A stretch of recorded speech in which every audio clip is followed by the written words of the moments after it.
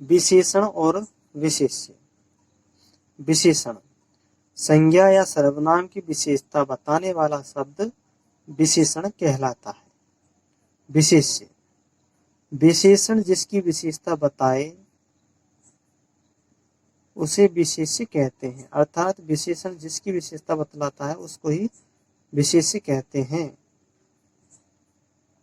और विशेषण की परिभाषा है भेदकानि विशेषणानि भवन्ति, यानी कि जो भेद करता है वही विशेषण कहलाता है। संज्ञा सर्वनाम का जो भेद करता है वही विशेषण कहलाता है। इसका एग्जाम्पल है कृष्ण सर्प। कृष्ण है, सर्प है, यानी कि कृष्ण तो विशेषण हो जाएगा और सर्प विशेष्य हो जाएगा। अब हम आगे चलते हैं कि संस्कृत भाषा में किसी भी शब्द को किसी भी क्रम में रख सकते हैं, वाक्य में कोई फर्क नहीं पड़ता। विशेष्य व विशेषण दोनों के लिंग, विभक्ति एवं वचन समान होते हैं, अर्थात जिस लिंग जिस वचन का विशेष्य होगा यानी संज्ञा होगी या सर्वनाम होगा तो उसी के अनुसार ही विशेषण हो जाएगा। इसके कुछ एग्जाम्पल्स दे रखे हैं, जैसे कि पुल्लिंग का है तो पुल्लिंग का देखो कृष्ण है, सर्प है, तो सर्प पुल्लिंग में है और एक वचन का तो कृष्ण भी एक वचन में ही आया है। कृष्णो सर्पो तो सर्प पुल्लिंग का है, द्विवचन में है तो कृष्ण भी कृष्णो सर्पो। तो इस तरह से कुल मिलाकर के ये सब क्या है, जैसा विशेष्य होगा उसी के अनुसार विशेषण अपने आप को बदल लेता है। अब इसके उदाहरण देखते जाते हैं। कृष्णाः सर्पाः, कृष्णाय सर्पाय। फिर स्त्रीलिंग में आ जाते हैं कृष्णा अजा, कृष्णे अजय, कृष्णाः अजाः, कृष्णाये अजायै।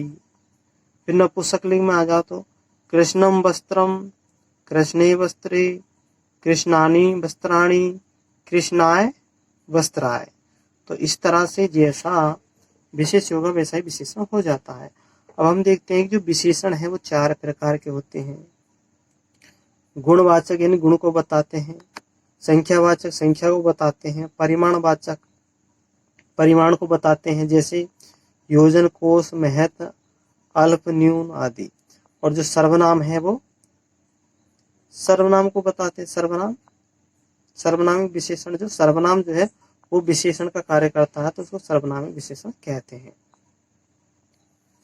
और जो गुणवाचक विशेषण वो हमने उदाहरण पढ़ ही दिए हैं। अब हम देखते हैं संख्यावाची विशेषण। संख्यावाची विशेषण, तो संख्यावाची विशेषण को देखते हैं।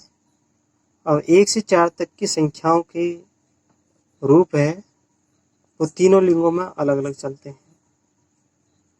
और जैसे 1 का देखते हैं, 1 का एक वचन, तो 1 का हमेशा एक वचन में ही चलेगा। एक है एकाः, एक है एका एकम।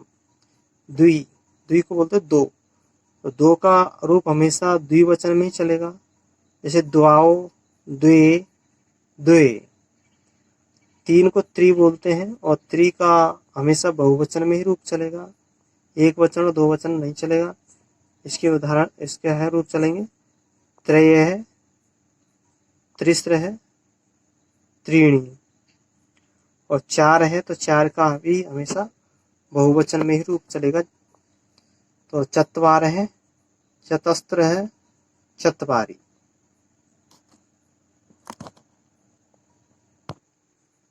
अब हम 4 शब्द के जो रूप देख लेते हैं, जैसे पुल्लिंग के और स्त्रीलिंग के, नपुंसकलिंग के देखते हैं। तो गजः पुल्लिंग का, चत्वारः गजा, चत्वारः वानरा, चत्वारः वेदा। तो वेदा पुल्लिंग में हो जाएगा। और चतस्त्र अजा यानी बकरी, चतस्त्र है लता, और चतस्त्र है नद्य है। फिर चत्वारी देखते हैं नपुंसकलिंग का, चत्वारि पुष्पाणि, चत्वारि भवनानि, चत्वारि वस्त्राणि। तो यहाँ हम देखते हैं कि जो सब में बहुवचन का ही रूप हुआ है, क्योंकि जो 4 है इसके रूप हमेशा बहुवचन में ही चलते हैं। तो यहाँ भी जो विशेष्य है वो भी क्या है, बहुवचन का ही रूप है, एक वचन द्विवचन का नहीं है। फिर आगे चलते हैं हम।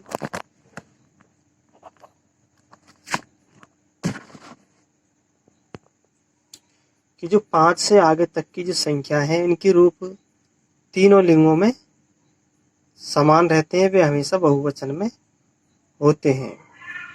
यानी बहुवचन के रूप ही चलते हैं और समान होते हैं रूप तीनों लिंगों में, कोई बदलाव नहीं आता।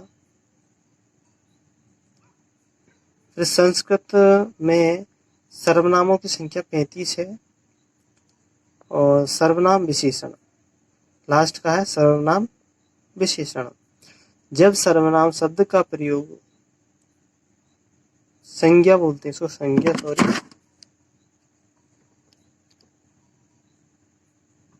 ये संज्ञा है। जब सर्वनाम, इसको काट करके मैं संज्ञा कर देता हूँ। जब सर्वनाम शब्द का प्रयोग संज्ञा के साथ कर दिया जाता है तो वह सर्वनाम विशेषण हो जाता है। जब संज्ञा और सर्वनाम दोनों साथ साथ आ जाते हैं तो ऐसी स्थिति में जो सर्वनाम है वो विशेषण का काम करता है। इसके उदाहरण है, सह राम गीतम गायति, सह मुनि और सा गीता। अब इसके जो हम देख लेते हैं जो हमें काम के हैं वो सर्वनाम शब्द कौन कौन से। तत् या तदवानी वह, एतत् या एतदवानी यह, जैसे एते शिक्षक, यत या यदवानी जो, किम मानी कौन या क्या, इदम मीन्स यह, अस्मद में मैं और युष्मद में तुम। तो अस्मद और युष्मद के रूप जो है वो तीनों लिंगों में समान चलते हैं, बदलते नहीं हैं। तो साथियों ये हमारा टॉपिक है, ये पूरा हुआ। वीडियो को लाइक करना और चैनल को सब्सक्राइब करना। तो हमारा ये टॉपिक विशेष विशेषण का पूरा हुआ। वीडियो को लाइक करना और चैनल को सब्सक्राइब करना। Thank you.